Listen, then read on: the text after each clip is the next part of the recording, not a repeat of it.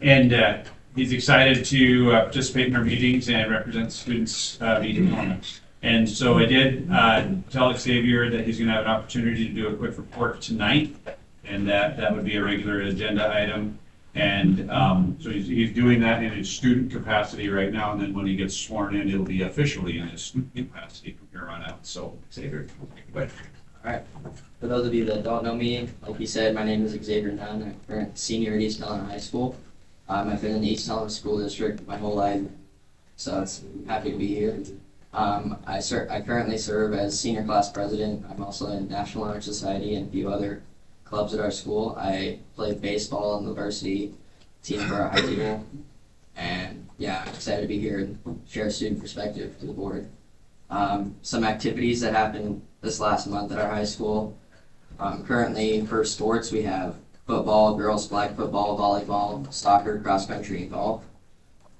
Our girls flag football team just got second place at the state tournament this last month, which was very exciting. Our golf team also had 3 golfers that got to participate at the state tournament. Our boys and girls soccer team saw improvement over the year.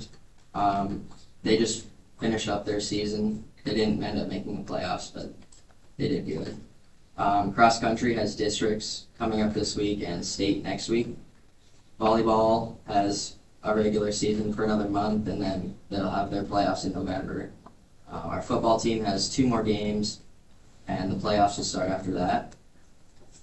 Some other events that happened this last month were homecoming. We had the homecoming parade and also the dance, our street dance, which went well. One event I'd like to highlight coming up this month is our student council is doing a movie night fundraiser to raise money for Make-A-Wish Foundation. That's taking place on October 28th. We'll be playing a Halloween movie in the high school gym, but more information will be coming on that soon. As far as the students go, we're starting to settle in, getting used to our classes and our schedule. I don't have a whole lot of concerns, but one thing I'd like to say is that I've heard a lot of people are in favor of a 4-day school week. I know a lot of you are. I know you guys have probably talked about that before. I don't know what to go into that, but I'd just like to put that out there that students would be in favor of that. Thank you. Any questions for Xavier?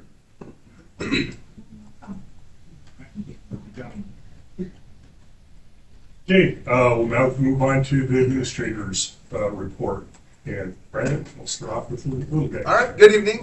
You have my board report. One additional area that I would have you pay a little bit of focus on is our behavior. So we definitely have seen an increase in behavior at both schools. Traditionally, it's about double what we've seen before. But what I wanted to report, which some of the other administrators have done and I have yet to do, is kind of disaggregate that a little bit. So we have approximately 449 students out of all those office referrals. That is made up by about 3% of our population. So even though our office referrals are on a steady trend upwards, it really is a small population of kids. And I would say out of those 3%, a lot of those are what I would consider like our top tier behaviors we're seeing as well. So I just wanted to point that out, that even though behaviors are on the rise, it is a very small percentage of students. Okay. Any questions for Brandon? Yes. Yeah, good evening. You folks have my board report as well. Kind of a similar note that when I was looking at historical behavior trends, we are up at Radley as well, about double what we were at this point last year. And the big shift from previous years is that we get a lot of playground recess behaviors that I ultimately deal with. But that's kind of flipped, and most of our referrals are coming actually in class. So that's been a unique challenge that we're trying to address and figure out how we're going to meet that head on. Quite a bit more of open defiance as some of our categories, so trying to navigate through that with my crew will be, obviously a challenge that we'll try to work through as a staff. So, but that it is a bit different than historic.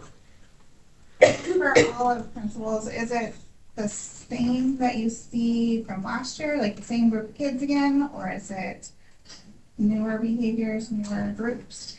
Yes and no. So, we had 55 total resolutions, and that came from those 55 came from 32 different students. Are they similar? Students in the 4th and 5th grade, because I didn't have 3rd grade last year. Yeah, certainly. We have quite a few discipline referrals coming from our special ed population too. We have some significant challenges, but yes and no. Am I seeing some of the same kids that I saw last year? Yeah. But am I seeing some new faces? Yes. And then you said a lot of it's in the classroom. Do you feel like that's the bigger classroom sizes? I think that may play a bit of a role in it, for sure. That's a hard question to answer without putting a little bit more thought into it. Sure. Any other questions for us? Gus, I wanted to call attention. This is something that I've seen before in other reports, and I probably haven't commented on it as much as I probably should. Mhm. But when you were talking about your target time Yes. that was going on there, and the last sentence or last couple sentences in your report where you were saying that if a student was performing above the grade level, that the classroom then was working with those kids in order to enrich their activity and just to make sure that they're gaining. I think too many times we hear that, well, the school districts are just teaching to the average, or they're only helping those younger, the students that are having difficulty succeeding. And something like that just really is gratifying to me to see, is that, those kids that are excelling or succeeding in it shouldn't necessarily be penalized. And then the last thing that you get in there is that every student continues to make current or progress from their current level of performance, which the legislature has been pushing us for years and years and years on, as far as an individual education plan for every kid, so that regardless of where their level is, that they'll be able to exceed. So I just really appreciate you adding that here. Of course. Any other questions for Gus? Okay, we'll go over now to the middle school and Lindsay. All right, so we started last week our learning lab, which we take our data from our benchmarks and we break kids up into math interventions, English interventions, and then the others are dispersed and get to do like other enrichment classes. Like Corey teaches them how to play cribbage because it's a lot of math involved, and we trick them into learning. And then so we started that last week. And then volleyball will have their last game tomorrow, and then basketball, boys basketball tryouts will be next week. And other than that, we just see a high rise in mental health in our students at the middle school right now. And poor Ray he's gonna have gray hair and retire before the end of the year. And when Kevin gets here, we need him all the time. So that's where we are in the middle school. Any questions for Lindsay? Michael? I'm really glad to hear Brandon and Gus's report, because I thought it was just us. But no, our behaviors are up about double as well in middle school. I was pretty wordy in my report, so I don't have a lot to add. The only thing I was going to add was we are bringing back our little positive incentive dance that we do to where October 7th through October 24th, students without one major write-up or no more than 2 minor write-ups, or less than zero tardies get to go to this dance Friday the 24th, just kind of a celebration of all their efforts with our school-wide expectations. Everything else I think I put in there, so I'll stand for questions. Questions for Michael? Curious about the weapon. Yeah, so it was a stun gun that a student carries in their backpack just for travel between home and here. Didn't realize that counts as weapons. Yeah. It's innocent. I think so. I mean, so what we did with that one is we do a screener. It's called a threat assessment that we do with the student to try to figure out the motive behind it. And then coming off of that, we just put in a plan. So the students will come into the building when they get here, and then after school, they're required to leave campus immediately. And then we also do a search, a backpack search and all that. Sure, nothing else is coming. So, yeah. Oh, and then to answer your question, Stacy, yes, it's still our 8th grade population that we're seeing a lot of our behaviors from. And yes, it is some of our newer 6th graders as well. They're just having a hard time keeping their hands and feet to themselves while settling in conflict. So that's kind of the just behind our behaviors. Any other questions for Michael? Seeing none, we'll go to Paul. And I just have to ask you first up, is there something symbolic on why you're the only one that's separated from the rest of the group? Yeah, they didn't give me a table. Put it back in. He's the last one. Yeah, last one, but we were stressed out. Yeah, you got a bonus in my report this week. I forgot to wipe out the one from last month. It was at the back end of it, so I don't know how many of you noticed that. But anyway, yeah, you got my report. There's a lot going on, as you can see there, in terms of what's happening. But I just want to make the only point I really want to make here is like how much work people have been doing around here. Krista Schoenfeld in particular, okay, with student council, with homecoming week and dances, she gets organised all that stuff, and the student council really do a lot of work in the school. And also Mrs. Klopp for circle up time and our new direction, so to speak, with trying to keep our seniors in the school. It's a work in progress still, but yeah, I'm really sort of starting to see the real usefulness of it with so much stuff going on during that class time. And then finally with our teachers, because obviously this is our second year here, being in nutrition, and we're throwing a lot of stuff at them to sort of change a few things which we think need a bit of tweaking. And and we'll probably continue doing that, but we're happy, which will probably be never. So everyone's working really hard down at high school. So yeah, pretty happy with how things are going. It's very hectic, of course. But yeah, questions. Any questions for our high school principal? French? Okay, so I'm going to probably be mad at myself for saying this, but we're actually down in referrals, unlike the other 3 buildings. After today, that may be a different story. Today was bananas. I think snow did something with our kids. But a lot of what we're seeing is tied to attendance and tied to tardies. And so we're really being mindful of making sure that our kids are in classes. If they're tardy, we're getting notifications from teachers. We're going checking the parking lot. We're doing all the things we need to keep kids in school. And I think that's been a vast majority of our discipline referrals have been tied to attendance, tied to skipping classes, and tied to tardies.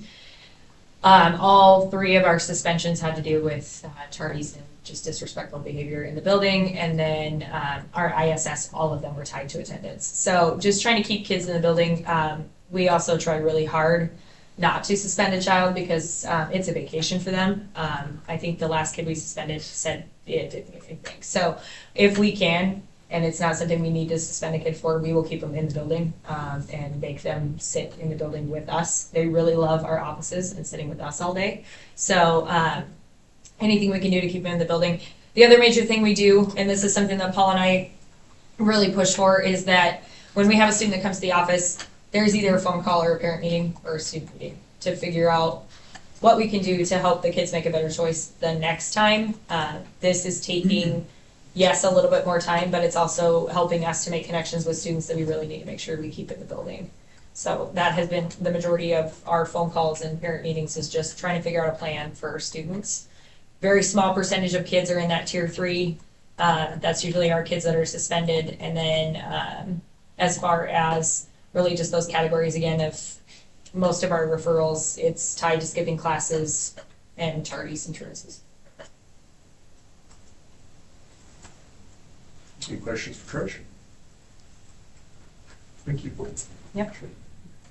On my report, I guess one of the big things we'll see after the student counts in this month, where we stack up, because I think right now we're the 2nd largest Class A school after being a school for just 7 years, starting our 7th year.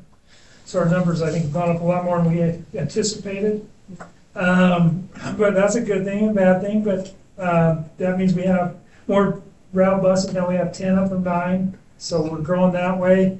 We have our 3 travel buses, and so if one of those are broke down, we have a route bus that we use, and the downside of that is if we have to use a reserve route bus, if a route bus breaks down, then we won't be able to take a trip with another team, so I mean, it's a big consideration as we grow. And then facilities, Jamie does a great job managing our schedule and keeping everybody can find his facility time for outside groups, because there's a lot of requests for outside groups to use our facilities, and it just keeps getting more and more.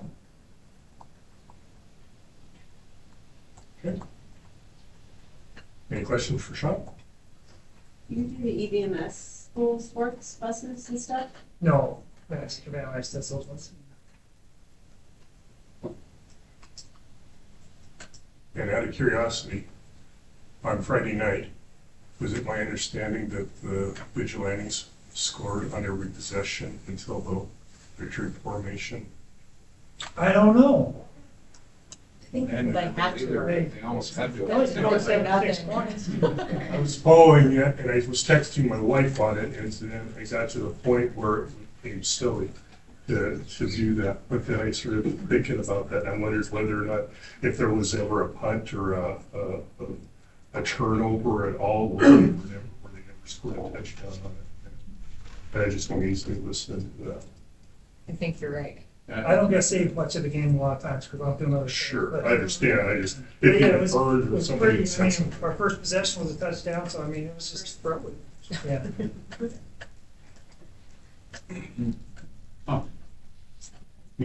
Any other questions for Sean? Eric? Good evening. You have my board report. I don't really have anything much to add. This month has been focused on our fall reporting. So we're about right in the middle of that right now. And just triple checking all the numbers, making sure everything's good. We did get tested this morning. The power went out, took down our network. We had it up within, I think it was about 8:15-ish. We had it back up. That's it. Any questions for Eric on the IT side of the district? Okay, thank you. I think that's all the reports that we have, unless we want to make a clean sweep and Jen, you have one to say something, you could. Okay, you're good, all right. All right, well, then we'll move on to trustee and committee reports of the board. We had a transportation infrastructure committee meet a few days ago, and that'll be addressed. The considerations that were done in that meeting will be addressed under line item number 4 of new business. So we'll wait for that. And I don't know if we had any other subcommittees of the board. Wanted to give everybody a heads up, since in my absence last month, I was in DC for the COSBA Federal Advocacy Conference. Very interesting, very good conference involved. We had the opportunity to meet representatives from all 4 members of our congressional delegation. Representative Zinke had knee surgery and hand surgery simultaneously, and he was not in very good shape to be able to meet with us, so his chief of staff took his place. But the other 3 individuals sat, and we were able to have conversation, good and productive conversations with them. But we pushed the needs of not only the COSBA and what their goals were, but Montana's goals and how we were looking to try to achieve the things that our districts are looking to get in order to enhance the educational delivery systems that we've got in place. What the high point for me was, I don't know, generational wise, how many people remember Watergate, but Bob Woodward of Woodward and Bernstein fame was the keynote speaker of that, and they had a sit-down conversation, and just listening to just them asking him questions and him responding on that, and the knowledge that he had about all of the presidents that he has had interviews with, and who we liked and who we trusted, we didn't trust, and it was enthralling. I mean, a lot of times his politics doesn't necessarily match mine, but you cannot argue with the intelligence this individual has. He is just stellar as far as his knowledge base. So that was a high point for me. But that was why I was gone. So Tyrell did an excellent job. I did watch the meeting after the fact. No, I did. You guys did a great job. We did have a PIR. Oh. I couldn't update you on what was said because it was my first time. It was a foreign language, but for somebody good. Still. Yeah, as a matter of fact, we did have that, and I was there, and they didn't have to be. But yeah, would you like to what would you like to? They usually just talk about their professional development classes that they can do and they plan. And just not. Yeah. I told this time. I'm still there. But it was good. It was productive. That's a good crew. Yeah, It's actually really invested and thoughtful in the work they do. Sarah does a tremendous job keeping them organized and being able to manage all that work through with just 2 meetings a year and then the rest of it happening through email. It's quite an accomplishment. She also tries to make it very educational opportunities, very easily accessible for the teachers. So. Thank you. Sorry, to Look at her. Dan, did you have anything that you wanted to add as far as committee reports? Okay. So, any other questions on our committee reports of the board? Seeing none, then we'll move on to our strategic planning and scanning for our future needs. And this is what I think you're really. Yeah, a few different items I just wanted to mention. The first one is related to our TA grant application that we submitted in partnership with Staley Engineering. By partnership, I mean we hired them to write our grant application. The short version is it's looking pretty promising. That we're going to get the TA grant to complete the sidewalk down Kalispell Street to Main Street. And then if you remember from the drawings they gave us, they're proposing that sidewalk would turn at Main Street to the west to just before where Vigilante Pizza is right now. And then they would put in a crosswalk across Main at that point. And then I think in the main plan, there's some sidewalk on the other side of Main Street going towards Heritage IDA. And then there's some potential for add-ons to extend those sidewalks to interconnect with the city system. Our expectation would be that the city would step up to take those portions on if we decide to pursue it. I'm not 100% sure how all the details of that might work out. But long story short is there were 3 grant applications that were submitted, and it was the City of East Helena and School District. That's our grant application, which is mostly it's ours. The City of Helena put in a grant application, and the county put in a grant application. Ours came out on top out of the scoring. So what the Transportation Committee over there did was they assembled a scoring committee of 5 people. They made sure that nobody on the scoring committee was associated with the City of Helena, the City of East Helena, the East Helena Schools, or the county transportation office. And then they met and they scored all the applications against a rubric. Ours was the highest scoring application. There was some tension in the meeting because the MPO, which is the planning organization, the transportation planning organization, I'm going to throw out a number here, but I'm not 100% sure that it's accurate, but I think they had about, it was over $1 million to disperse through TA. But after they award our grant, there's not enough money left to award either the city or the county's grant. So they have a first, second, and third, but the only one that they can actually fund fully is ours. So that didn't sit well with the county, and they started they weren't contesting the decision, but they were, after I had a conversation with Ty Weingarten, who chairs the Transportation Committee.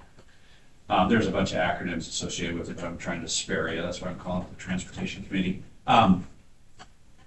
He felt like the other two entities, the city of Helena and the county, what they were kind of aiming for was they should still have an opportunity to divvy up the remaining funds to put towards their projects if they wanted to.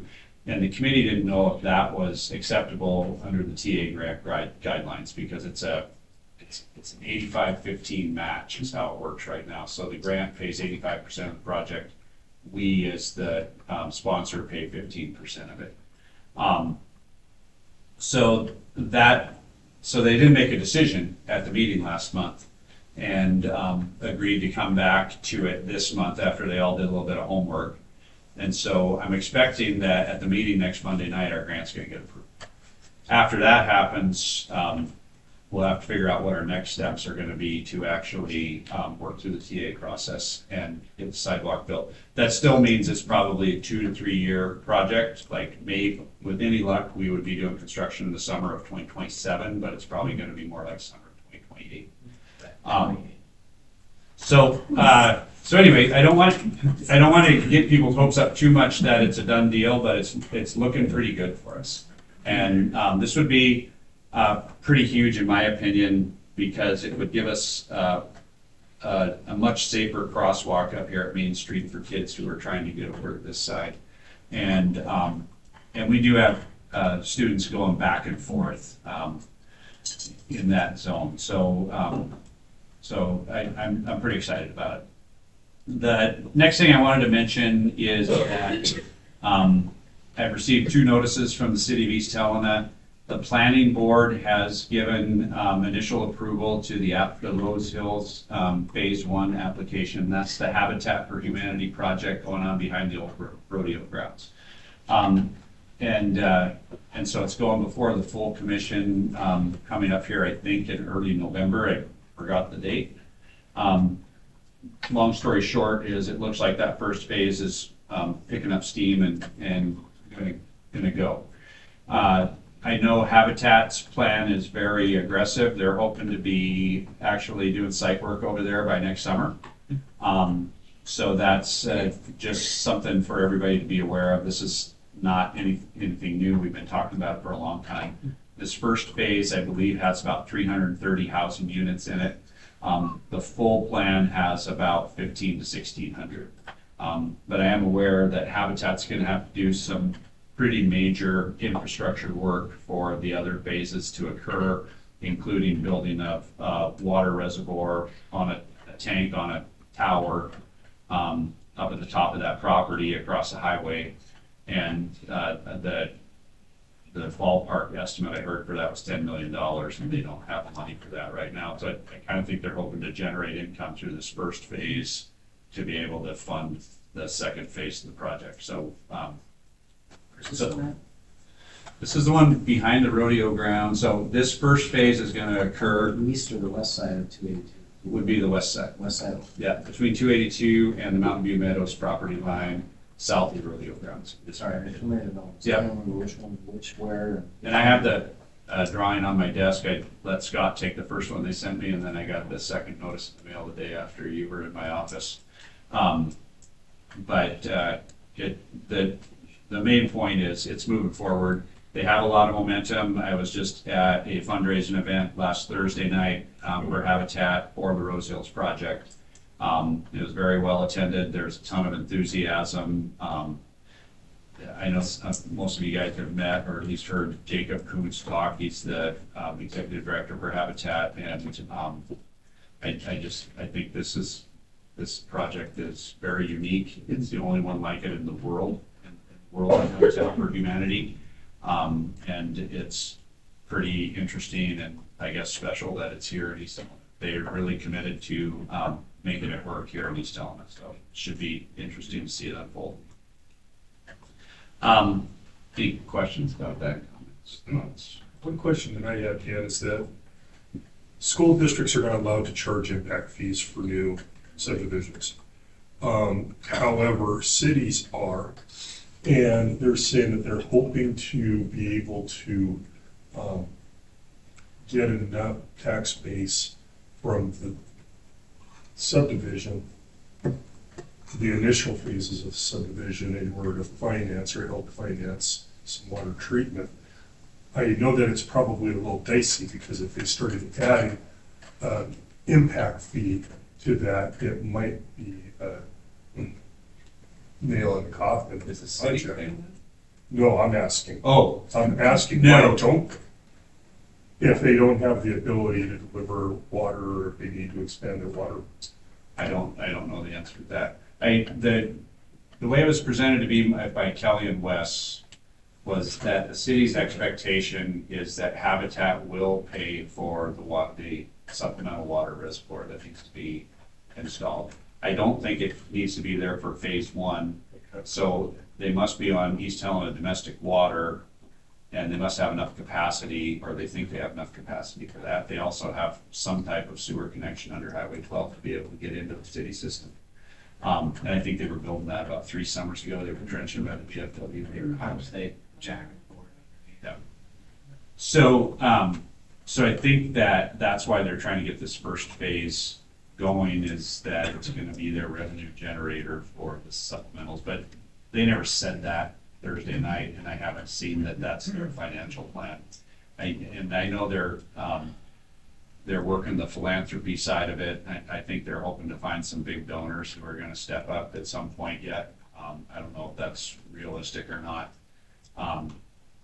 Is the whole financial burden gonna fall on Habitat, even with all the other developments starting to go out I there? don't know. I mean, that's something that the city of East Helena is going to have to work out with Habitat, because when you look at installing an additional water reservoir like that, it does benefit the entire city. But I also know that the city's number one priority right now is Valley Drive. And then all this other stuff is going on in the background, and they're really tight on money right now. And I don't think that they're offering to step up and do a bunch of capital outlay for a subdivision when they've got a road over here that needs to be rebuilt. So, and that's the impression I get from talking to Kelly, and a little bit from Wes, but mostly from Kelly. There is some, I guess, new nuances now with impact fees. Like, you can't just charge 100%. You've got to do a allocation now. Sure. I think if I remember right from recent case law, it's so if you've got 100 people benefiting, but they're only billed 30, then they only get charged 30%. Right. So then it's on the municipality potentially to dig up the rest of that for the next developer. And unfortunately, you never get to that 100 usually, because there's already users that are going to benefit. That we see it now with some of our development. So I think I remember that one. We did get comments in on that preliminary class. So we should see TIS actually. The department is going to be able to make comments on that. If I remember right, just because of that signal. That signal, the interaction between the signal and BNSF, because I know BNSF is adding another. They're putting a track back in for one of those crossings for the Kemet, so they're putting in a spur in the Kemet. Okay. Yeah, there's a lot going on over there. It's complicated. And next spring, they're servicing the roads are there too. So, so they're building. There'll be lots of equipment. Yeah. And then the last thing I just wanted to mention was the legislative committee of the decennial study. I don't know if anybody's really been following that too closely. I did put a one-page graphic in the supporting documents. It's right before the MCEL information, and that was distributed by the Coalition of Advocates, which MTSBA has a lot of leadership in that group. And it kind of outlines, I guess, their position for the things that the decennial committee should be looking at in terms of school funding. I didn't know if anybody had a chance to look at it. Scott and I discussed it a little bit last week and felt that it was still pretty complicated, even though they're trying to simplify it. I feel like I could sum it up in a few sentences, and that is what they're proposing, and this is a long way from anybody actually agreeing to go along with it, but what they're proposing is to try to shift this funding formula away from A and B a little bit and more towards staffing and, well, I guess staffing as being like a main driver of funding, because right now the A and B based formula, and A and B is student count, that formula leads to a lot of fluctuation for school districts, especially if you have declining A and B. It can be super detrimental for a school district to try and keep up with inflation or wages or anything. And so that's part of the whole philosophy behind that proposed shift. They're also proposing things like, right now, you hear us talk about base and the cap when we talk about school budgets. And the base is a formula that all districts must fund their budget up to the base, and the base is 80% of the cap. And it's all based on, mostly on your A and B in a very complicated formula. And so the spreadsheets we get from OPI, we input the numbers, and then the spreadsheets calculate what your base and what your cap is. And most districts' budget falls somewhere in between that 80 and 100% based on how many local mill levies they've passed. What the Coalition of Advocates is proposing is to take all districts to the cap and not have local mill levies anymore. Everybody would just be at the cap, and that would be your funding level, and you'd have to live within that. That would be hugely beneficial to a district like us because we're at about 86% of the cap, so it would be just an automatic increase. And they're not saying entirely how they're going to fund it, although what they're proposing for their overall funding increase is a 3.5% sales tax. So we all know that's a hard sell in the Montana legislature, but that's that sales tax would come with property tax relief in the way of doing away with the 95 mills that are assessed across the state of Montana to fund base education in schools. So that's my best summary of it. I sat through a presentation at the fall conference last month that those are the highlights that I took away from it. I think you'll find that in this one pager here, but I didn't know if people had questions about it or even wanted to talk about it at this point. It's pretty early in the process. And if there's anybody that's really interested in it, if they are attending IMSA, there's going to be a high level of discussion on this particular subject during that. There'll be several breakout sessions and several standalone sessions associated specifically with this.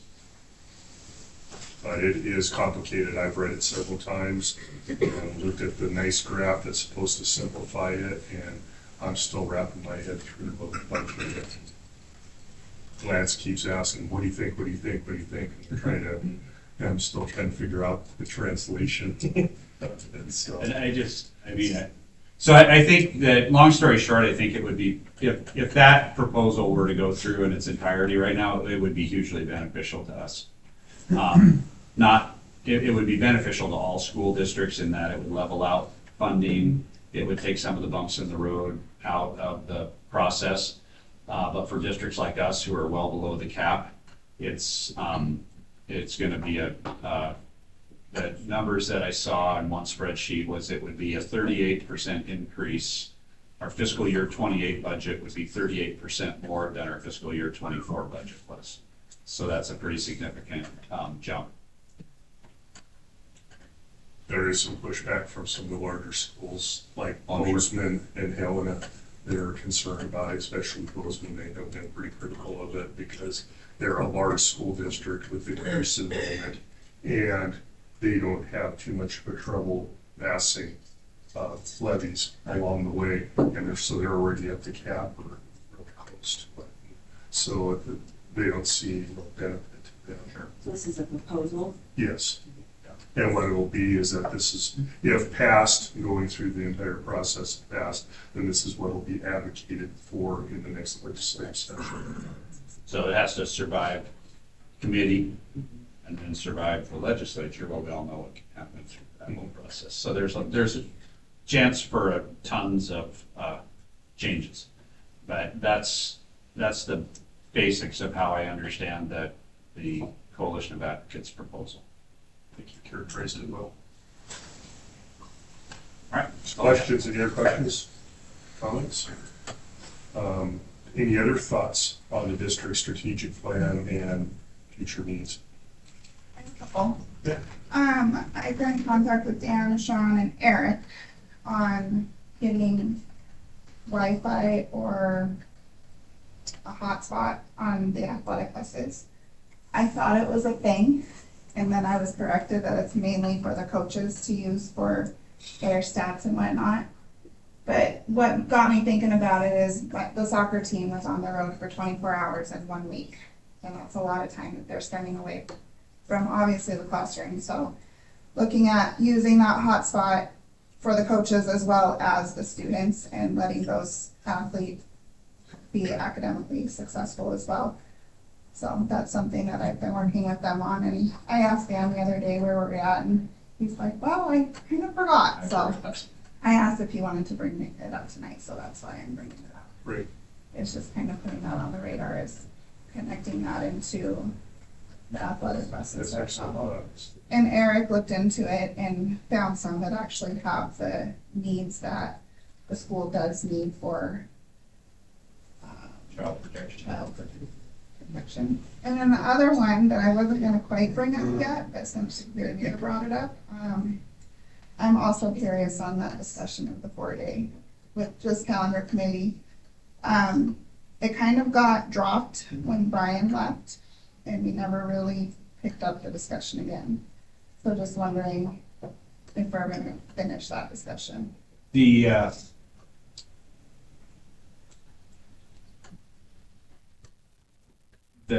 main reason that I think it got delayed was there was a lot of concern among districts across the state last year that the legislature was going to take it on and drop the axe on the 4-day week because of the academic study that came out last fall about negative results in academics in districts that have adopted the 4-day week. So that was part of the reason that we just didn't even throw it into the mix with the calendar committee last year. It could be something that we go through all this work to get it set up and then find out that we weren't allowed to do it anyway, so we wanted to wait and see what the legislature was going to do. They never even talked about it. It didn't even come up once. So I do think it's something that could be brought up with the committee again as something to explore.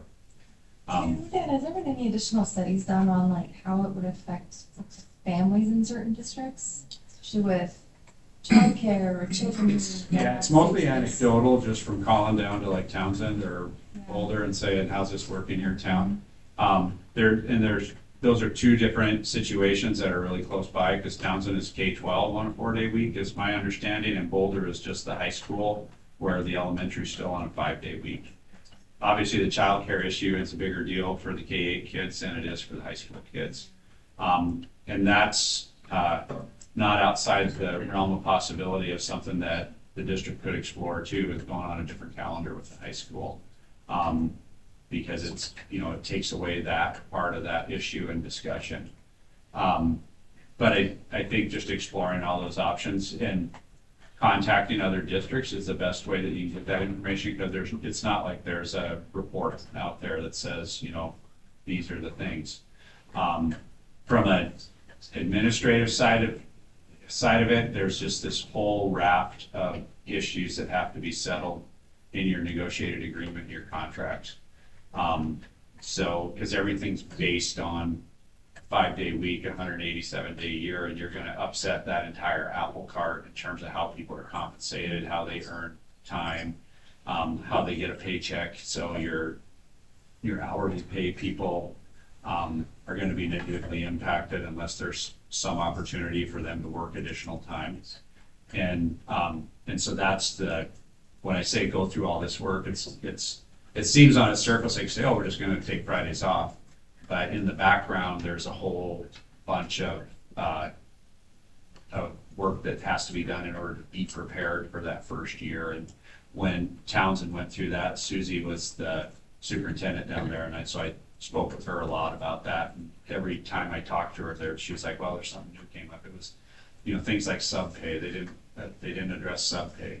So their sub pay was set for a regular school day on a 5-day week, but when they went to a 4-day week, they added about 45 minutes to an hour to the school day, but their sub pay didn't change. So then they had to go back and adjust that. And it just, she said, just one thing after another just kept coming up. So she was like, call me before you do it, and I can give you a whole list of things to deal with. So. And when I say the calendar committee put in a lot of work, Yeah. I'm not lying. Yeah. They went through all of that. They contacted. And they did have a whole document. They did. Yeah, which I think I could still find that pretty easily. Yeah. I think a lot of us still have access to it. Yeah. And to share it through. But it's all been talked about and discussed and hashed, and I'm sure there's still more that needs to be, but they put in a ton of work for it's just gonna be dropped. And that's where the frustrating part comes, is all the work that we put in for it to just be more. Yeah. And I definitely think it's something that can be discussed. I'm not quite sure as to what the steps are that we have to go through, but Scott and I could talk about it and kind of kick that around. But it really goes back and starts with the calendar committee again. It's really where it's got started. So. And I'll throw this out too, Stacy, is that I agree with you that the effort, the work that was done by that committee was just extraordinary. And they were very, very good how that came up. So regardless of what the final outcome is of that, I don't think that any member of that committee should feel like their effort was wasted, because a lot of the information that came out of it that was shared with us, I think had a genuine impact. So I don't know all who's involved with that, but definitely their effort is appreciated. Any other thoughts, ideas on our strategic plan for vision for the future? Okay, these are some great comments that we came up with, so we'll work on that and continue the process with that. I talked on my flight to DC, I was at a captive audience with Deborah, and we ended up talking about the district's strategic plan, and she said that she was really excited about getting back with us and pulling off the dust again on it and just helping us work. So these types of items, especially like the Wi-Fi for the buses and those types of things, could fit very well with some of our short-term goals. Good ones. And we'll revisit this again next month. Okay, next on the agenda are notifications of retirements and resignations. All right, we had 3 that are in your packet. We lost a bus driver last month. He was a new hire, decided it wasn't for him. Lost a special education teacher. That was a tough one to swallow. She was also a new hire, and due to personal health reasons had to step away. And a paraprofessional. And those resignations have been accepted on your behalf. I didn't notice them. Okay. Any questions for Dan on our notifications of retirements and resignations? Seeing none, we'll move on to the consent action items. Before the board this evening, under tonight's consent action items, we have the minutes of our regularly scheduled meeting that was held September 8th, the approval of former and current warrants, personnel actions, and surrounding school district enrollment approval. Typically, there is no discussion on consent action items. However, if any member of the board wishes to do so, they can ask to have it reviewed and be debated separately. If that's the case, please let me know. Otherwise, I would entertain a motion to accept the consent action items as presented, with the caveat that Jill sent off a notification that reflected that Tyrell was the one that started the meeting, to say that I was not in attendance. So that has been corrected, I believe. So if you're looking at it, what was sent originally, the minutes show that I was the one that started the meeting, and she did make that correction. Make a motion to accept the consent agenda item as presented. I have a motion, and do I have a second? Second. All those in favor of the motion, please signify by saying aye. Aye. All those opposed by saying no. Motion carries. Before we move on, I have a quick question within it. It was not involved with the consent action, but it's actually part of the surrounding school district enrollment approval. In our warrants, we had several payouts that went to different school districts for out-of-district enrolled kids. Those are our kids going to other school districts.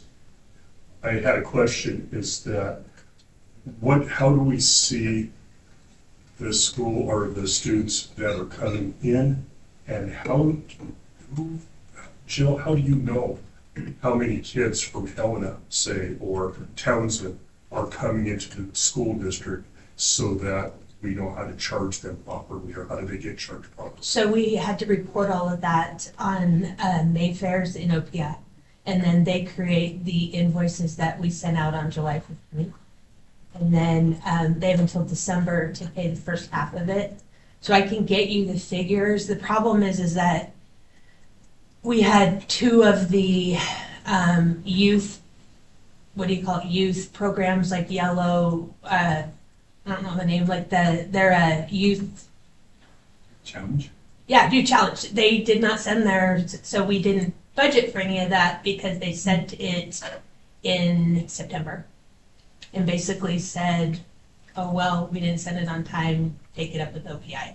Theirs was pretty little, but that could definitely happen. And when I talked to OPI, they said, you don't have a choice, you still have to pay.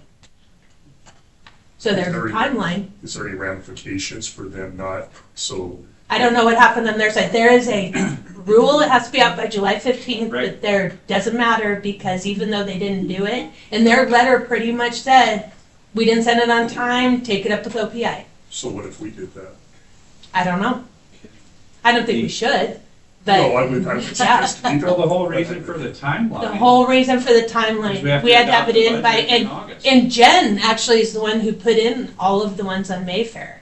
And then they create, and so I have a spreadsheet that we used for the budget that tells what we anticipate getting and what we have to pay. And so there was a difference of about 45,000 on those that we were gonna get, 45,000 more than what we had to pay out. But there's no, because when we get it, it doesn't even list the kids really. It just says this is what you owe. Well, I'm not even really, as far as specific names or anything else, it'd be more of, if that was kind of where the direction of my question was, is that what if a school district decided that they didn't want to, or that they misreported, or there was an error in it, and how does that get verified? I don't know. I do know that a lot of it is in Infinite Campus, and it's based on, they have like a district of residents that has to go in there, and so they do verify it to a certain extent. But I don't know. And I can tell you that they're pretty confused at OPI, but still. A lot of them can't really answer your questions because it's kind of the first year that it happened, and it's been a little crazy. So Helena paid theirs early, and we did the same. We paid ours right now as well, so that we can, because we have the money. But that's exactly right. But it does go off of last year, so we're pretty solid as far as what happened last year. Like, because the thought was a lot of the questions were from people, they get confused about what we're paying for, and we basically are paying for last year. And so there were questions about like, well, what if the kids leave halfway through or they come back or whatever? And so I don't know, Scott. I wish I could tell you, but they can't even answer your questions at the trainings because they're all still trying to figure it out. It comes up with and then they changed it. So they told everybody you had to put the district of residence, but now they changed where that is on there that gets pulled. And I'm sure a lot of people don't. I think they're just trying to figure it out themselves. And that's kind of the question we said is like, so why is there a due date if you're not going to make them do it by the due date? And maybe I've got too much trust in you, but I have a lot of That's respect. probably not a good idea. Yeah, that's great. No, I have a lot of respect for what you do and for your diligence on it. I don't have that same trust level in other districts. And so that's where the genesis of the question was, is how do we, I'm comfortable with the accuracy of the number and the payout that you set out. Yeah. I'm not comfortable with the amount of money and the number of kids that are coming in, precisely for things that you just described. So what they told us was, because they had to be in, I think we had to have all of our numbers and all the enrollments in Mayfairs by June 30th. And what she said at the training is that it's not going to change, right? Because that's what you're telling us, June 30th, and then your invoices will not change because those numbers are not going to change because you had to have them in there. That's why we're confirming. But then, like I said, we got ones after the fact. But according to them, the invoice per district, they're not allowed to change them. So what changed was these people hadn't done any of their invoicing. They hadn't put it in the system yet. And I don't know why they didn't get dinged for it. So if you decided to shave 5 or 10 off of a big number and say, whoops, we just messed up. So, I mean, you could see where there'd be districts that get really frustrated over stuff. And I'm sure it was frustrating. And I'm sure a lot of people had some issues. It wasn't a considerable amount, but like I said, we don't know if we're going to get another one next week. Right? Because we thought we were good on July 15th, but that's actually not.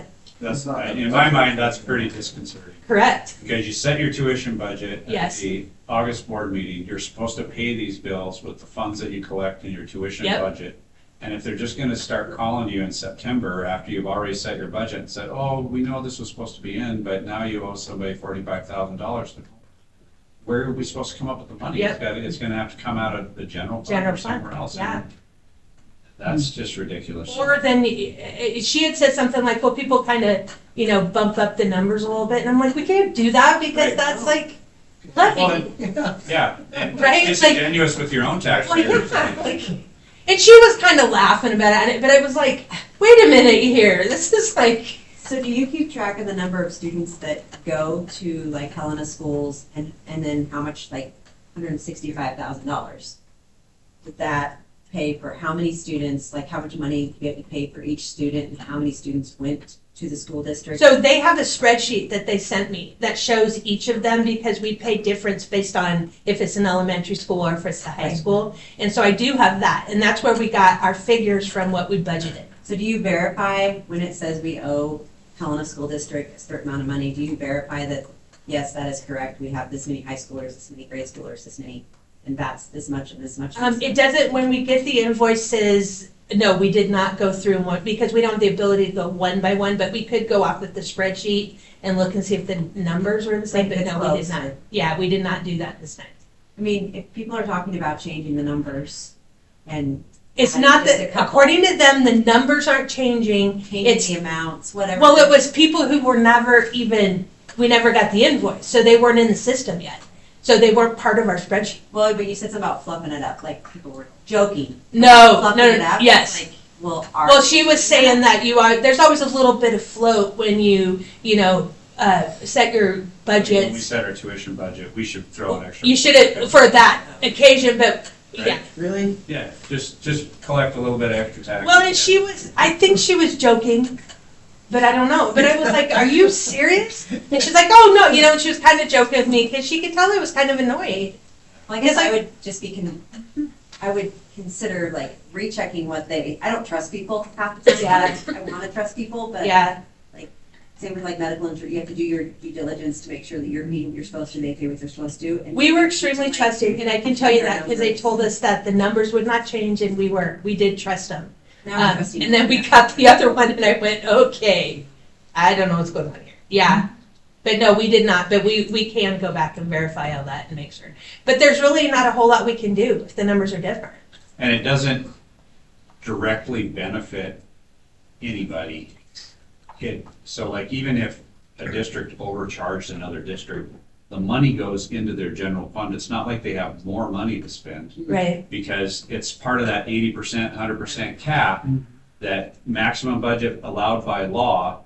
This money goes to help the district reach that. So the only people that would benefit if you cheated on it would be your own taxpayers. And they might have a penny less in taxes due this year than they would have otherwise had to pay. So there's not a huge incentive to cheat, because it's not like those checks that you see in the claims that we sent to Clancy and Montana City, it's not like that's extra money in their budget that now they can, go shop for something that they didn't know they were gonna be able to afford this year. It's part of their general fund budget. It's how they're gonna pay their bills this year. So there's not a big reason for you to lie about it. It's just that when somebody's supposed to report by July 15th, and that was set 2 years ago by the legislature. Yeah. All that was put in motion, and we knew it was coming, so that's not like, that shouldn't have been a big shock. And then for that to come in late and OPI to allow it, I think they should have Why told did we have to pay it, I guess, at that point? Yeah, I mean, it's not in our budget, we didn't authorize it, so. Yeah, because now they're telling us we have to. I agree. That's, Yeah. yeah. Well, who's gonna show up at the door and turn the light on? It's not like that's gonna happen. I mean, I guess I'm getting a They're little, gonna come get me. well, good luck getting through the front door, but Right, it wasn't right. it. And they do threaten, like, if you don't pay the tuition bills, they do threaten that's gonna affect your funding next year, and that this could happen, but I have no, and so it could very well be that this, youth challenge program will get penalized. I don't know, but it affected us because we didn't, It's just frustrating. it is frustrating, I agree. There's so much planning, that goes into Mhm. this. Legislature said things, but Yeah. then when there's no teeth to enforce Right, and essentially reward bad Yeah, that's behavior, it's right. ridiculous. Right. So. So how do we change that? Like, is there a way for Well, like, supposedly it's all changing next year anyway. for them to vote in a Oh, penalty great. or some sort of verification, make sure you just don't do that? Yeah, no, my understanding is this is the only year we're writing checks. that's what they say, is that they're gonna do it Next year, automatic so next the year. law that was passed in the 25 session that was about the countywide mills is supposed to balance that. But I have no idea how it balances it between us and Montana City Right. or us and Jefferson County High School because they're in a different county. So we're not leveling mills between Lewis and Clark County and Jefferson County. So I believe it's probably gonna go to the lowest level county, because that's how they did. Yeah, it's supposed, that law was supposed to level all that out. It's Yeah. magic. That's one way to describe it. Or, I'm just guessing the auditor, when you think it was that magical. no, No, If you put FLOP in, just kind of build it Yeah. up a little bit, spin the no, man. and I shouldn't have said that, because I truly think she was joking. Oh. Kind of, but I was kind of like, okay, this is weird. Like, why make a deadline? Why enforce it, but you're not enforcing it, right? Because we did everything we were supposed to do. What was the total of that additional? It wasn't that much money. It was only a couple kids, but still, it was the point of it. Yeah. Yeah. All right, well, I didn't mean to rip the Band-Aid off, but I think it's a good discussion. You surprised me, Joe. Educational. Yeah, it was. Okay, any other follow-up on that? If not, we can move on. And I'll go on to unfinished business, and the first item under unfinished business is our MSL update and information after that. Yep. So the conference starts Wednesday. If you ask Jen to register you, you're registered. I did print out the schedule at a glance off the MCEL site. Are you going? Okay. So if you want to pass those down. And the back side has got the schedule on it. And then email came out today from MTSBA that's got a little bit more information. The key points that I wanted to share is that mostly on Wednesday, it's business meetings for the different associations. So if you're not on the board of any association, there's really not much to go to other than the session at MTSBA on 4th floor in the afternoon from 2 to 4. That's actually a pretty interesting presentation where they'll share the official release of the great work of Montana's public schools. So that's an annual publication, and it's interesting to hear about if you've never participated in that. Then it's interesting in the email that I just passed out from Wendy, she talks about Thursday and Friday all being at the Great Northern Hotel, but if you look at your schedule at a glance, the general session on Thursday morning is at the Civic Center. And that's when Ron Clark's gonna speak, that's when we do all the awards. And then for the afternoon, we're moving over to the Great Northern. So just to make sure that you show up in the right place on Thursday morning, we're in the Civic Center starting at 9 o'clock. And you can go to MTSBA to get registered at any time Wednesday or Thursday to pick up your packet and badge and everything. Couple other points, or I guess only one other point, is we do have a dinner reservation Thursday night at the Montana City Grill for the MCEL attendees. I need to know, or Jen needs to know, if you're going to be joining us for that. So normally when MCEL's out of town, we take everybody out to dinner on Thursday night.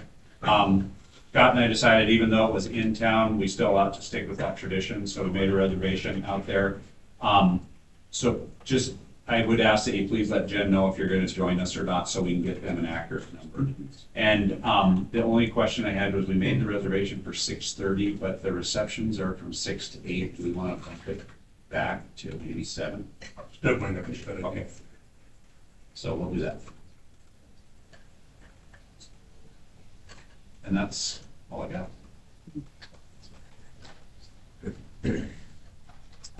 Any questions on our MCEL team?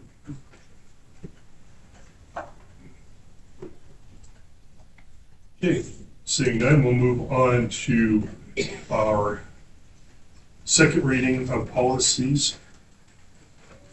Or consideration of our second reading of policies. And I'm not going to read them all. As listed in there. As listed in the board packet. Thank you, Dan. Okay, I believe that there were a couple of clarification requests that were made. Yeah, and I shared that email from Tony. I don't know if you guys remember. The only one that I remember right now is in 3410. There was some debate about the language regarding immunization of students. And do we need it? And his answer was, we can delete it if we want to, that paragraph, where it says parents will be notified in writing prior to any scheduled immunization of students. The notification will inform the parents that their child will not be immunized without prior written consent of the parent. We don't do immunizations at school. I think Tristan brought it up that maybe we ought to just delete it. I don't know how you guys feel about that, but we tend to do that on the second reading.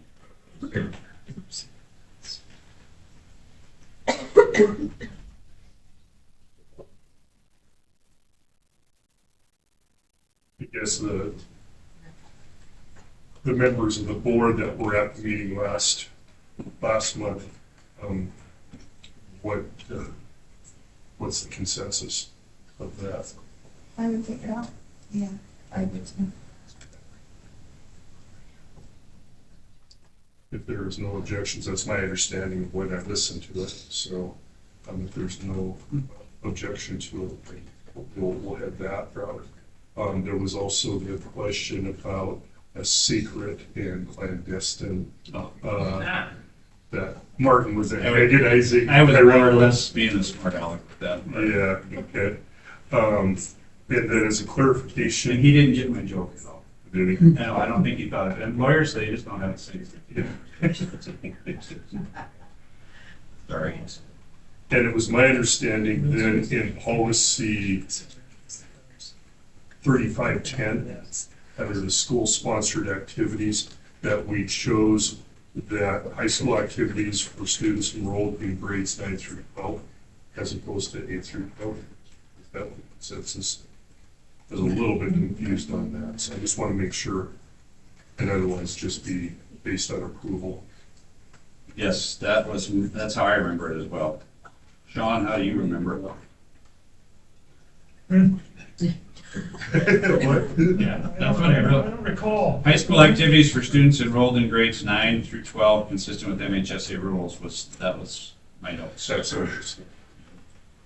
On C, it says that the 8th graders are with the parents, the coaches, and the admin. So that's why I put that out. So I've got keep B and C, add student handbook to C, B remains. So we have a student handbook in there. Yeah. yes, it's right there at the top of the page. So that's good to go. Okay, are there any other business-related items that we need to address before we call vote or make a motion to call vote?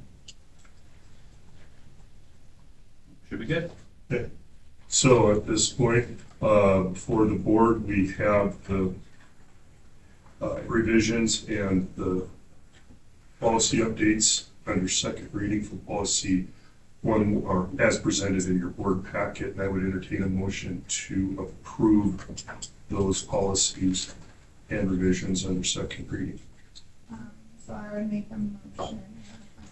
Policy though. What was the one on the? We have revisions on 3410 and 3510. You want to do those separately, is that what you're saying? You said One of add- them was I just- looking at. As revised. I just as revised. As revised, so that way it covers. But in here, it's not revised, so that's my only concern. Right, so as revised tonight. So Okay. we'll strike that paragraph. And then there wasn't a change on 3510 because it's already shown in here. So this Correct. school handbooks. Yeah. Okay, I'll make a motion to approve the second reading policies listed, as presented and amended. Motion and second from Tyrell. Questions or comments from the board? Questions or comments from the public? Seeing none, all those in favor of the motion, please signify by saying aye. Aye. All those opposed by saying no. Motion carries. Okay, now we move on to new business. And the first item under new business is our appointment of student representative. Right. So before you get to swear him in, the board should take action to appoint Xavier as our student rep for the school year. Right? Or do you swear him in? We gotta allow him in first before All right. we can swear him in. And that gives him a chance to run. Right. He lasted this long. Yeah, he did. He's glazing over it, but. So I would entertain a motion then to approve the appointment of Xavier Nunn as our student representative of the East Helena School Board. I'll make a motion. Motion from Kristen, do we have a second? Second. Second from That's number eight. It's as a very quiet voice. Tiffany got first, I didn't hear, so, okay. Second from Tiffany, questions or comments from the board? Good luck. Questions or comments from the public? Sometimes. All those in favor of the motion, please signify by saying aye. Aye. All those opposed by saying no. Motion carries. And Xavier, if I could have you wrap around, it'll save you from having to fight behind the rest of the group here. Need you to take an oath of office. I've got a copy here for you so that when I say repeat after me, you can just read as we go. But, say, excuse me? Can I see the video or? No, you go ahead. Thank you. I don't like videos. Okay. Pictures fine, but no. I'm afraid you two. Okay. I, say your name, I, Xavier Nunn, have been selected as the student representative to the East Helena Public School Board of Trustees have been selected as the student representative of the East Helena Public School Board of Trustees. and do hereby accept the responsibility of representing the students of the East Helena Public Schools. I do hereby accept the responsibility of representing the students of East Helena Public Schools. I will do my best to promote a positive relationship between the board and students, I will do my best to promote a positive relationship between the board and students. and I will take an active role in developing board policy and district vision. I will take an active role in developing board policy and district. I will do my best to promote communication between the board and the student body during my term as its student representative. I will do my best to promote communication between the board and student body during my term as its student representative. Xavier, congratulations.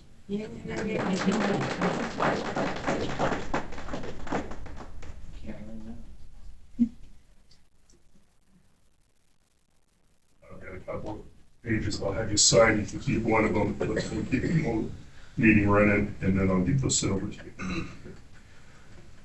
Okay, next item on the agenda is our consideration of our graduation day for the year 2026. All right. Actually, I'm going to turn it over to Paul. You want to talk a little bit about graduation, Paul? Yeah, sure. Yeah, so what happened was, I guess, we didn't notice that the dates had been changed for MHSA for the state championships in the spring. So once that was kind of noticed, it was like, okay, that's running over the weekend of the state championships. So therefore, we probably need to change the date here, or at least look at all the different options. We got some representatives from the calendar committee together, subcommittee, and just to sort of crunch over all those dates. In reality, the counsellors who were kind of involved in the graduation process, they're the ones who kind of crunched all that stuff together. And after we all got together, we decided that probably that date was going to be the best one after looking at a few others. And just to let you know what other dates we kind of looked at. Right.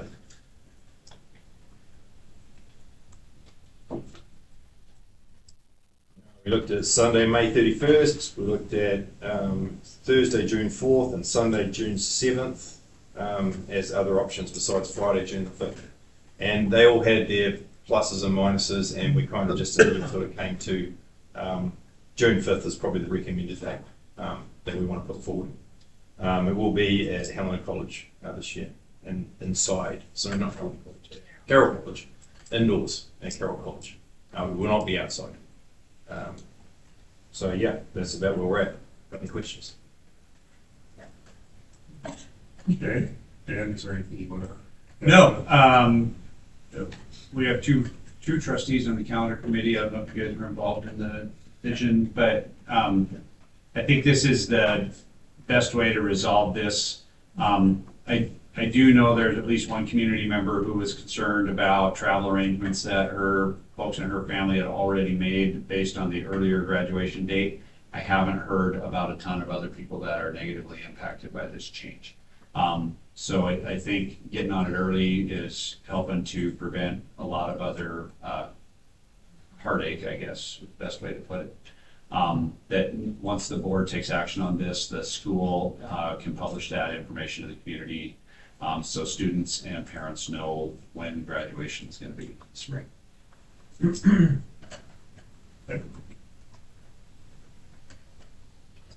So at this point in time, if there isn't any questions, I would entertain a motion to accept the recommendation provided to move the graduation date from May 29th to June 5th, 2026. So moved. Have a motion from Tyrell, do I have a second? Second from Tiffany. Questions or comments from the board? We just didn't, like, when are we supposed to get that information? Because it does impact families that are like Johnny on the spot, getting those senior pictures done in September, and they've already got their invitations ready to go, and I was Right. not one of them, but Yeah, no, part of what triggered it was we were getting set up to order announcements. We had our initial graduation meeting and we're looking at calendars separately over that. That's where the conflict was. Usually we set our calendar in February. Yeah, we set ours in February. MHSA sets their dates 2 years out. So I don't know if theirs got changed or if we just didn't check it. In the past, we've always been a week after state tournaments, and this is only our fourth graduation, so it's not like we've done this a ton. And that's where we got a little messed up. So I think moving forward, we'll just have to make sure that gets double checked. Are we going to be able to blame Xavier? Yeah, Or- yeah. Especially if our baseball team makes it state, then, there's a kid who would be impacted. Okay. Any other questions or comments from the board? Questions or comments from the public? In our negotiated agreement, we have an agreed upon date that our due date, our calendar is set by. This doesn't affect duty days, does it, this change? No, because it's not adjusting the school year. Okay, then we're fine. In fact, there was some question whether or not this required board action, except that when the board approved the original calendar last winter, graduation date was on it. Yeah. So that was part of the overall approval. That's why I told Scott I wanted to bring it back to the trustees. For instance, the school board doesn't set like parent-teacher conference dates or other calendar days, band concerts, that kind of stuff. But graduation, the board awards the diplomas, and graduation was on the calendar that was adopted, so I felt like it required board action to go back and change it. Seeing no additional questions or comments from the public, I will call the question. All those in favor of the motion, please signify by saying aye. Aye. All those opposed by saying no. Motion carries. Okay, next item up is a consideration of a memo of understanding for special education staffing. And this is an MOU that we've had in place before. We've actually used it for several years. You may have noticed that we lost a special education teacher, one of the resignations that we accepted last month. We were already down a position, I guess is the best way to put it, because we were trying to hire an additional special education teacher this year. Our caseloads for our special education teachers are enormous. They have a ton of responsibility, and the reason that we have an open position right now before the resignation was nobody's applying. And I think Lindsay told us in the admin meeting this morning that she went on, or maybe it was Mariah, that she looked at OPI's website, and there are 6 pages of advertisements for special education teachers across the state of Montana right now. So there's tons of vacancies. And we did talk in our meeting about ways that we can help to alleviate the stress and workload for our current special education teachers. We're also working on a mitigation plan at Radley for the teacher who resigned. But in the meantime, this MOU has the potential to help a little bit with that case management. We have other teachers on staff who are special education certified who are teaching in regular ed classrooms, who in the past have been willing to take on, say, 3 or 5 or even up to 7 or 8 kids to case manage. So they write the IEP for the student, they meet with parents, they set the goals, they monitor the data. And for doing that additional work, in addition to teaching the class that they're assigned to teach, the MOU sets a rate of pay for that. For every IEP they complete, we pay them $200. So it's not a ton of money, but it helps a little bit, and it makes people feel good about pitching in and helping just get that work done.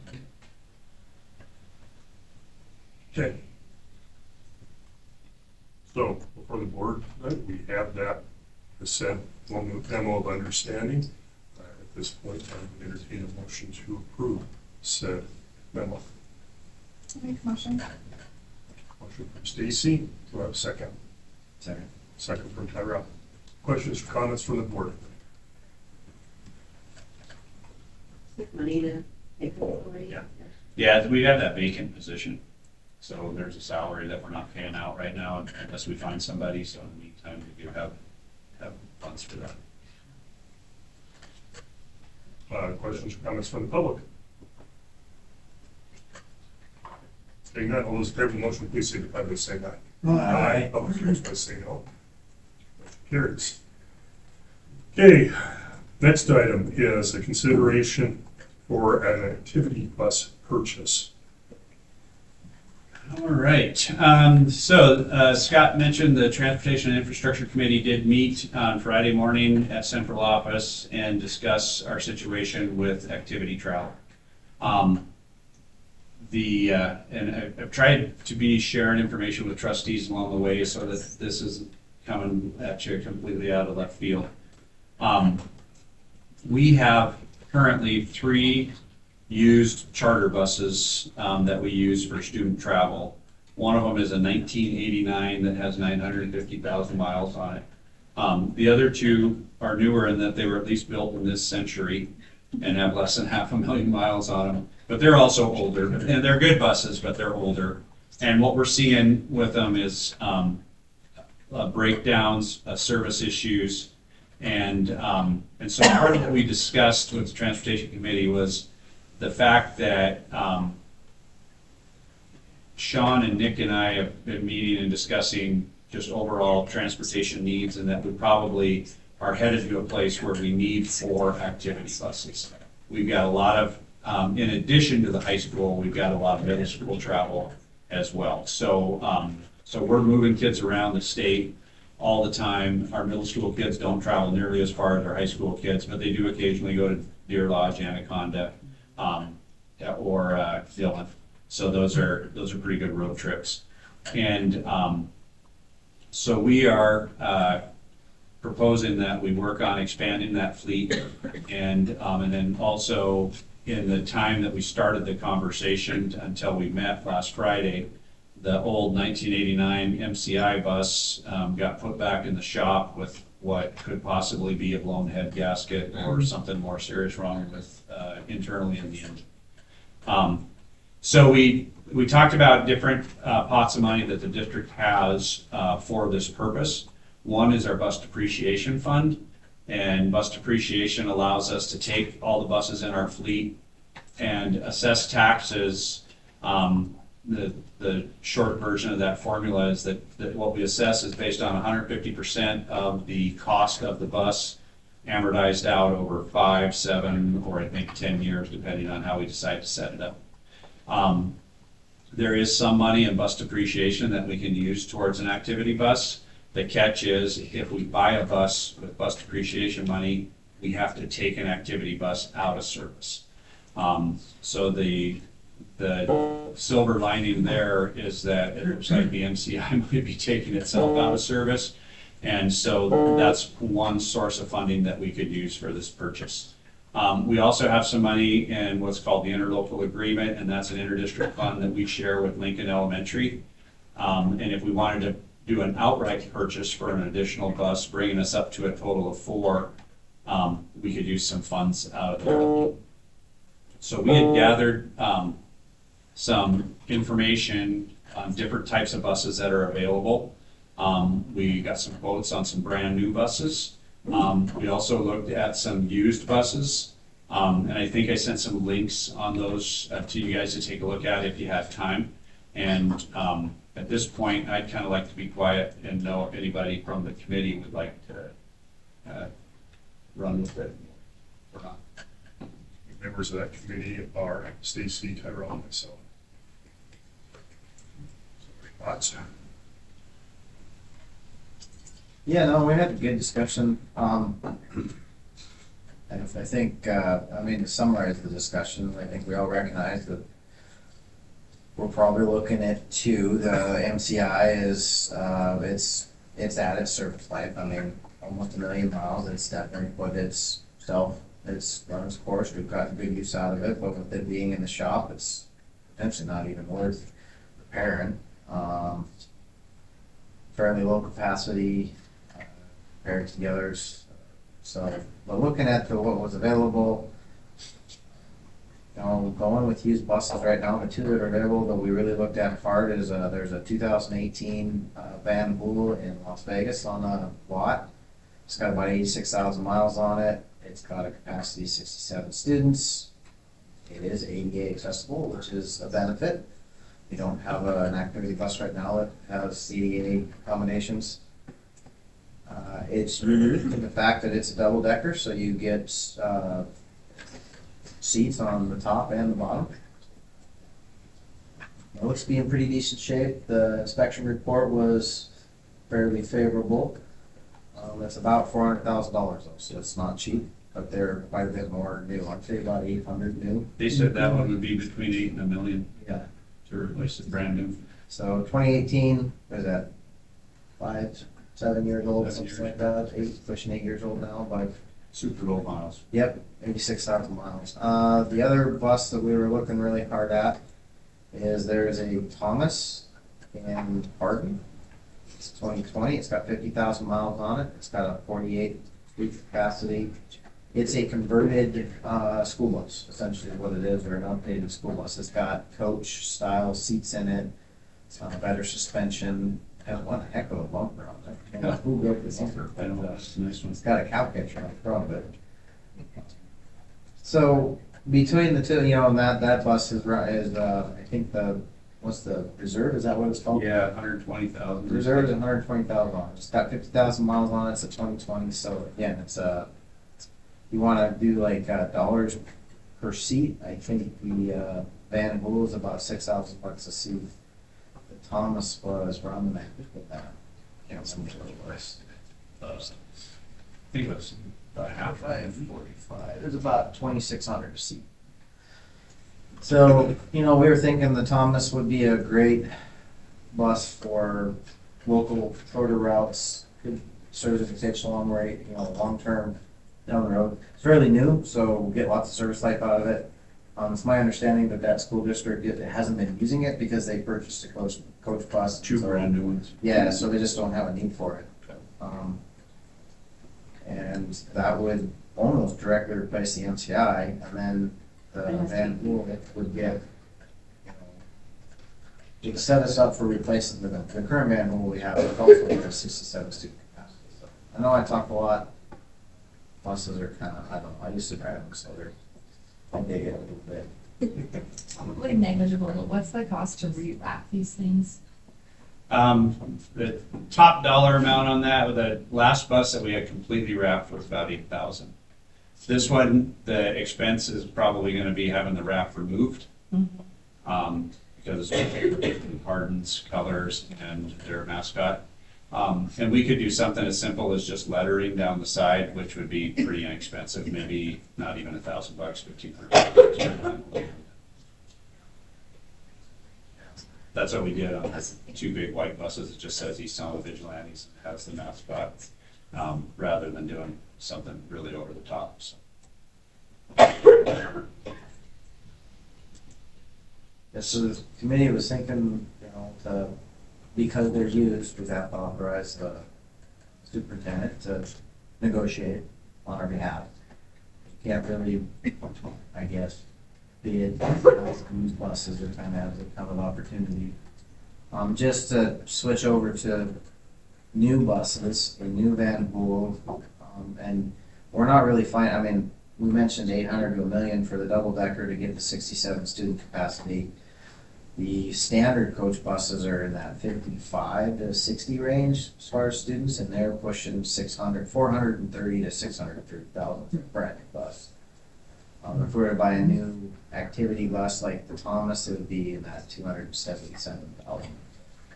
So I practiced Lucy just a little bit because I know she was there, but I think everybody's wondering the same thing about the safety of that double decker, especially like Fort Livingston. So it's 13 foot, or 13 foot 1 inch, if I remember right. Standard Van Hools are running anywhere between 11.6 and 12 foot 2, so they're in a foot. I would assume that your center of gravity would be a little lower because your first deck is basically right on the ground. It's not sitting up above where your luggage sits underneath.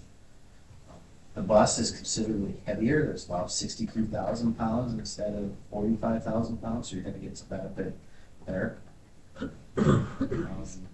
Livingston, when it gets bad, the DOT does convert high-profile vehicles. There's lots of signage and blinky lights, I guess is the way to put it, to get people to go through town. And I just hope that I don't hear very many buses that tip over. It's usually bad. Yeah, semi-trucks. Empty semi-trucks that tip over. That's good. Yeah, good question. Are there opportunities where we would take like a girls team and a boys team on the same bus? One would be on the upper deck, one would be on the lower deck. Possibly. Is that even something like in this last year that you're like, oh, if we had a double decker deck, that's we did totally done. Yeah. Do they even line up on the same day? Yeah, a lot of them do. They're like wrestling's boys and girls. And that's program's getting bigger. I don't know how many we have, but that's getting bigger. And our boys and girls will travel several times together this year for basketball. Yes, that's a great example of one of the places that bus might be a great application. Is in the past, in that situation, we probably would have sent 2 buses, 2 drivers. If it's an overnight, that's 2 rooms, 2 meals.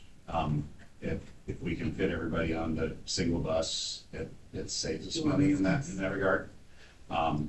So that's that, and that was a big part of our conversation. It felt like we do have one single decker bus right now that's an extended length bus that seats 67, but that's pretty rare. Most of the typical charter coach buses are seating in the mid to high 50s. So this, the extra 10 to 12 seats on this bus could be helpful from time to time. You have a lot of trips that are in that 65 seat I couldn't give you those numbers actually right now. What we do know is that all of our programs are getting bigger and bigger. So the one we just talked about Friday morning is up until this year. FFA used to always take the transit bus when they went somewhere, the little van. And now we're actually having to send a bus out on the road. FFA, because I think going up to Lewistown, they had 22 kids. So they're, so even that or that group is getting bigger. Like Sean said, wrestling is getting bigger. Our football programs, if everybody traveled, that'd be over 75 kids. So yeah, I mean, and those numbers aren't going to get smaller over time. I mean, as more kids, enroll in our school and participate in our programs, we're just having to move a lot of kids. One of the things we talked about on Friday was wrestling in last year pushed about 50 kids. And then you have basketball, and if they send boys and girls on one bus, you have two teams that are at the same season. So that gives you 2 buses that are in that 60 range that can both be on the road instead of 3 buses going out on the road. Well, on the extended van pool, it gets tougher and tougher to get into some of these areas. My son recently went to the van thing in Boldness, and he said that the driver had to not quote push cars out of the way, but had to really like swing. That's a regular. Yeah, but I mean, if you want to really, this shorter bus will help with that, but we still get the capacity, and it's just uniquely that it is 2-deckers and people, but it was checked into from OPI, from MHP. There's no issues with transporting students, at least from a legal or safety perspective there. So. It's okay pushing snow, that low profile? Well, so you're legally allowed to be, I think, 13.6 in Montana. So at 13.6. The bottom being so low to the ground. It's the same height as the other ones. I mean, it's got the correct, yeah. It's so the floor, the main floor, like on a typical bus, is all just luggage. It's just empty space. This bus actually has seats down at that level. That's when, like Charles saying, the center of gravity is lower, because we've actually got a load down there. And then the upper deck is not that much higher than the standard floor of a regular bus, because you don't have that luggage compartment. And then it does have a bulk luggage compartment in the back, kind of behind the wheels before the engine. It won't haul as much cargo as our current charter buses. But most of our activities, we don't take a ton of stuff. Like football, we have to haul a lot of gear. So we think that, between the luggage storage in the back, and then there's actually several closets inside the bus and storage areas that kids can throw bags into, both under their seat, whatever it was. Would be the only one in districts in the It's the only one that I know. Pretty cool. Yes. And I think too, we also talked about doing a dollar amount, so we're not tying the hands of administrators to those 2 buses. Right. So if something else came up, or if one of those sold, then we're not just out, but we're giving a dollar amount that you can go negotiate on the bus. So the way this works is that this comes as unanimous recommendation from the Transportation Committee, and our intention was to authorize the superintendent the authority to enter in conversations to negotiate for the purchase of these 2 buses with a dollar amount cap of, like we said, $600,000, if I characterize that correctly. So if one of the other 3 board members would like to make such a motion in a second, that would be appreciated. It can come from the committee, but it's always nice if it is separate from the committee. Yeah, Mark. Couldn't we just send Dan down with a couple $1,000 to Vegas and he could win Hamilton? Just win the difference and then. You don't know much about my gambling. Do you trust him with blackjack? I don't know, I'm just, it's so easy down there. Yeah, I've seen it on TV. Lindsay's the one that plays cards. So.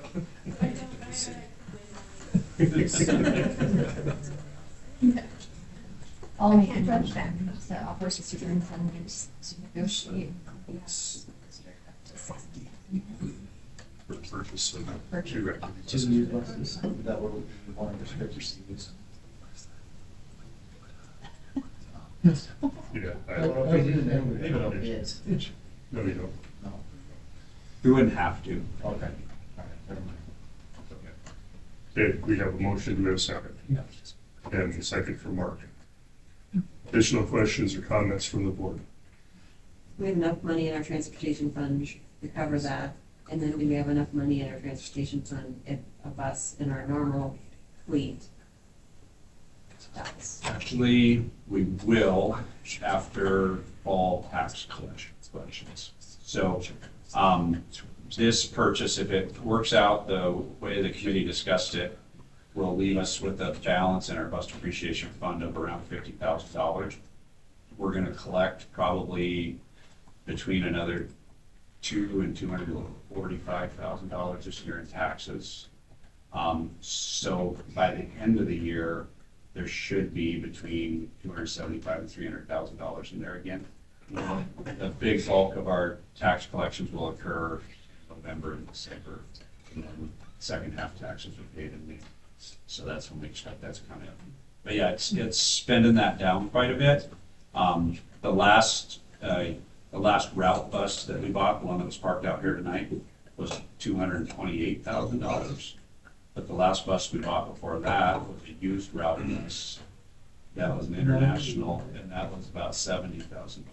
So if we were in a bind, we could get a real nice bus for that. I do know that, I think it must have been the MCI bus that the EVMS cross-country team, it died twice on 2 of their meets.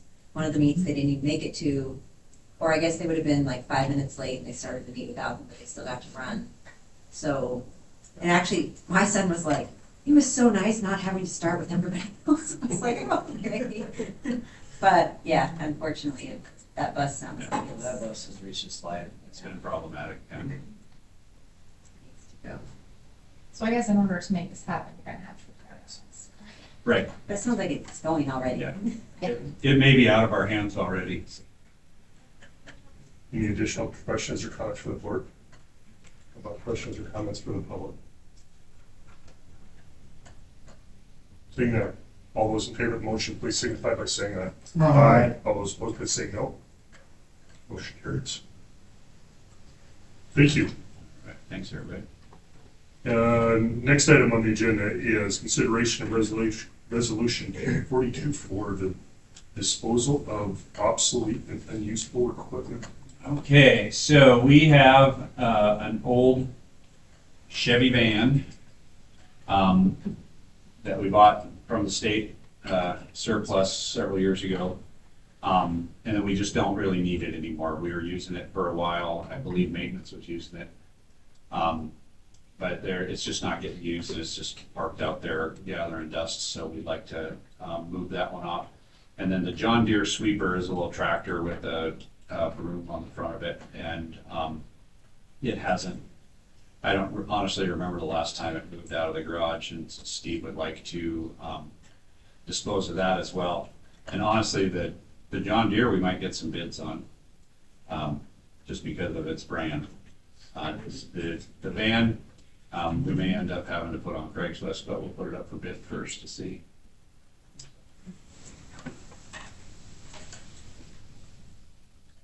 So, Anything with the What's that? auction? The auction. Haven't. As far as purchasing or selling, we've got an MCI, maybe we should call them about that. That old bus. I'm just kidding. Just like if the band doesn't go, that might be another, Yeah, okay. because they do a ton of advertisement for you. And then they just take a percentage. Sure. Yeah, I've never even thought of that. It's good. They take a big jump. Is it? You don't get as much. You're kind to be. Yeah. so we need a motion to approve action on resolution number 242. Make a motion to approve resolution number 242. Have a motion, do I have a second? Second from Mark. Questions or comments from the board? Questions or comments from the public? All those in favor of the motion, please signify by saying aye. Aye. All those opposed by saying no. Motion carries. Sixth item on the agenda is consideration of a new student activity account for the drama club. Yeah, so the drama club at the high school would like to do a little bit of fundraising and has requested to have a council. Curiosity question. Did we have, I think they have one before. An activity? Yeah. No. And if they don't, So have they been doing business, doing stuff for? no, they're pretty new, aren't they? No, they're new. So what's happened in the past is with the theatre program is they would just put on a production from the theatre program. There's nothing kind of really formalised with it. So this one here is going to be one of the things that we're in early discussions with this, but with Brianna, who's the theatre teacher, actually putting on like a fully fledged show coming up in February or March, around about kind of sort of in that region next year. And so one of the things, I'm helping her with is sort of like with the background stuff. I know I talked to Dan about this a while ago. Lighting, sound, and actually having a proper theatre production. But it hasn't been done before. Okay, I just was curious is that I thought that they were involved or active a lot longer, and then where did money? They maybe didn't handle very much money, or if they did, if we might have even routed it through the school pop fund if it was a few bucks here and there. But it's kind of to the point now where it's serious. Legit. And one of the new things that's happened too as well this year is that the speech team, the speech and debate team, now is the speech drama and debate team. So now there'll be some kids competing in that as well. So I would entertain a motion to approve a student activity account for the drama club. I'll make the motion. Motion from Tristan, do I have a second? Second. Second from Tiffany. Questions or comments from the board? Questions or comments from the public? Seeing none, all those in favor of the motion, please signify by saying aye. All those opposed by saying no. Motion carries.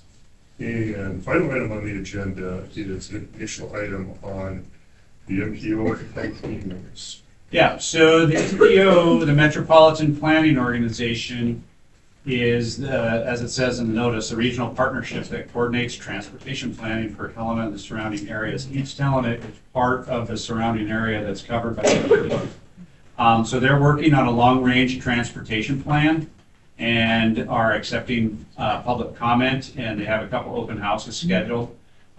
This is the group that we applied for our TA grant from. It's the long story short.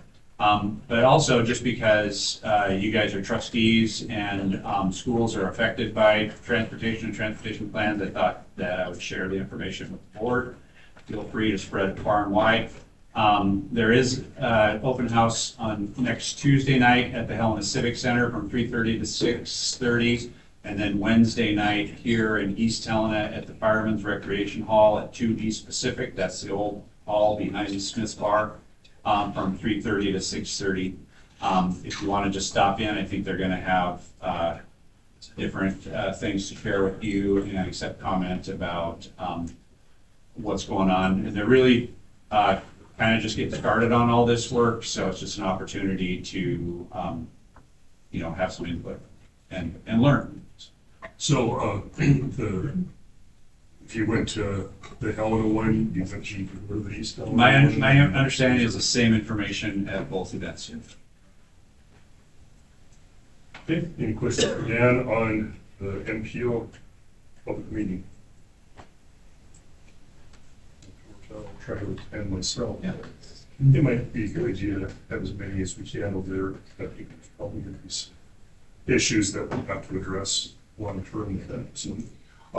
So at that point, or as a result of that, that's the last item on our agenda, and I will call this meeting adjourned. The next meeting for East Helena Public Schools is scheduled for November 10th right here at East Helena Middle School at 5:30.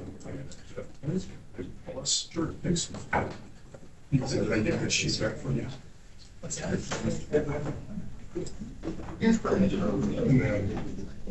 Yeah, just try going.